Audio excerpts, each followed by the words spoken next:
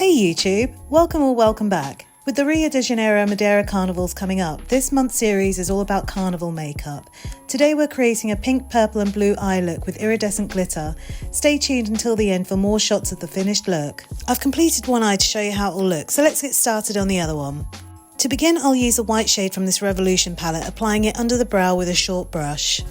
Next, I'll take a small amount of pink and use an eyeshadow brush to create a smooth transition into the white. Using a swiping motion, I'll form a V edge, adding more product closer to the crease as needed. Following that, I'll use a purple shade, applying it lower than the first colour with a similar technique using a different brush.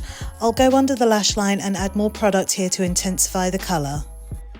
I'm now going to take this dark blue shade from this MAC palette and apply it across the entire eyelid and along the lower lash line using this brush.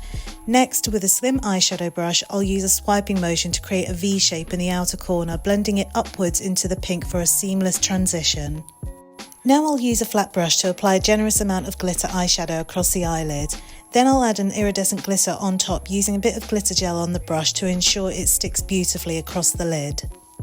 To define the eyes, I'll fill the waterline with blue eyeliner. I'll apply tape along the lower lash line and then use liquid liner to create a clean winged liner before removing the tape. I'll then finish the eyes with mascara and false lashes. For the face, I'll contour with this brush, then use a fan brush on the nose for precision. I'll use a large rounded brush for the blush and I'll highlight the cheekbones with a semi-fluffy brush. To complete the look, I'll use a pale pink liner and a MAC lipstick in the shade called Modesty. So that's it for today. If you found this tutorial helpful, show some love by giving that like button a hug and subscribing to my channel. Please share my content to help spread the word and reach anyone who might benefit from these tutorials.